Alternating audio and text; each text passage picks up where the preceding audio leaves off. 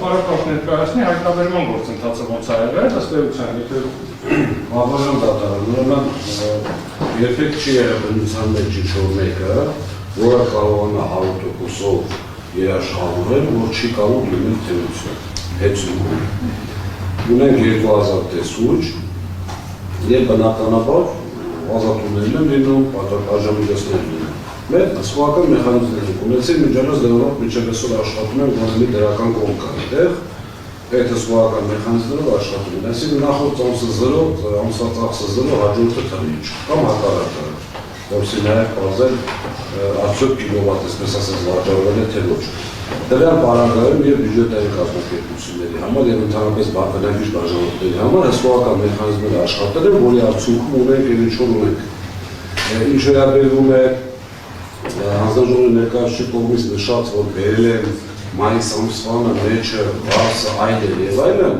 ես նորից կրկնում եմ կա նամակ, որտեղ հստակ նշված է եղել ապրիլ, մայիս ամիսներին կատարված գործողությունները։ Նորից սեփականատիրոջ օրոք կատարված գործողությունների մասին է խոսքը։ Ինչ վերաբերում է փաստաթղթերի ամբողջականությանը,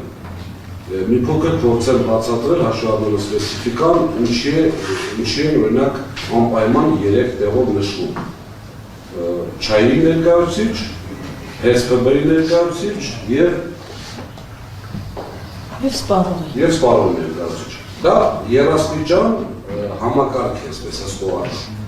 որի արդյունքում մեկը մեկին թեկուզել չէ։ Շատ դեպքեր են ունեցել, մարդիկ ասում են չային չեն վստահում, ասում են պետական կազմակերպությունը Այս առումով ես խնդրել ու բազմաթիվ անգամ հանձնաժողովում եմ խնդրել։ Մենք չունենք այդ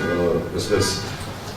դոստուպը, որպեսզի կարողանանք հանենք։ Հանեն ինչքան աշխատակից է ազատվել այդ չարաշահումների հետ կապված։ Հանեն ինչքան աշխատակից է դուժի ենթարկվել։ Որի արդյունքում պարզ կդառնա, որ հնարավոր չի ամենամաքսիմալը արվել է և ամենակարևորը 15 թվականին ձեռք բերելուց